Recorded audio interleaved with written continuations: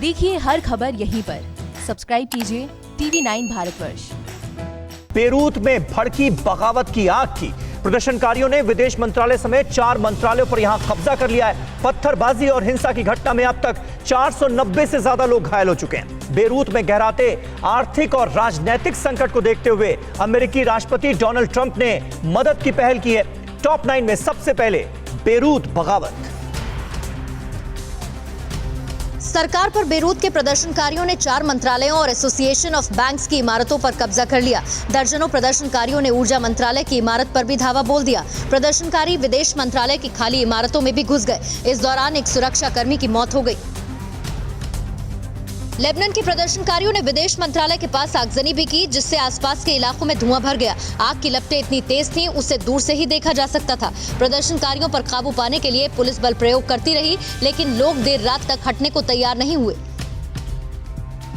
Beirut की सड़कों पर उतरे प्रदर्शनकारियों ने पुलिस पर जमकर पत्थर बरसाए। हिंसा पर उतरे प्रदर्शनकारियों पर काबू करने के लिए पुलिस ने आंसू गैस के गोले दागे, जिसके बाद प्रदर्शनकारी भागते नजर आए। लेकिन आंसू गैस का असर खत्म होते ही फिर वो पुलिस पर पत्थर बरसाने लगे। बेरूत में हालात विस्फोटक हैं।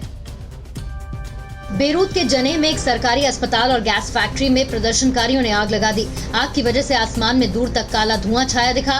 बताया जाता है कि प्रदर्शनकारियों का ना तो कोई दल है, ना ही नेता। ये बेरोजगारी और भ्रष्टाचार के परेशान युवा हैं, जिन्हें धमाके के बाद मौका मिल गया है।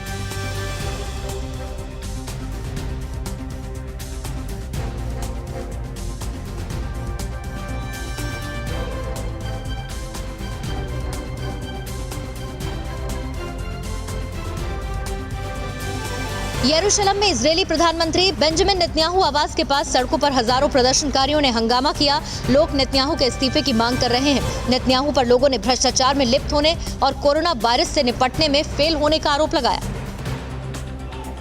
लेबनान को आर्थिक संकट से उबारने के लिए फ्रांस की पहल पर आज अमेरिकी राष्ट्रपति डोनाल्ड ट्रंप समेत कई देशों के नेता वीडियो कॉन्फ्रेंसिंग करेंगे। वर्चुअल बैठक में चर्चा होगी कि लेबनान को कैसे ज्यादा से ज्यादा मदद पहुंचाई जाए। इस बीच अमेरिका के 3 बड़े जहाज राहत सामग्री लेकर लेबनान के लिए रवाना भी हो चुके हैं।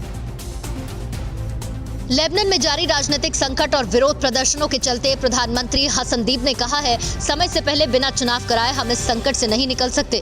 दीब ने यह भी कहा कि देश के गहरे आर्थिक और राजनीतिक संकट के लिए उन्हें दोषी नहीं ठहराया जा सकता। हिंसा से इसका समाधान नहीं हो सकता।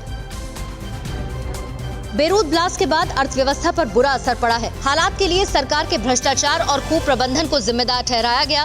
पहले से ही वित्तीय संकट से जूझ रही लेबनान में जनता का गुस्सा बढ़ चुका है। राष्ट्रीय मुद्रा का मूल्य 80% नीचे गिर चुका है। बिजली और स्वास्थ्य सेवाएं चरमरा गई हैं। अड़ी सोमवार से शुक्रवार शाम 6 बजे सिर्फ TV9 भारतवर्ष पर।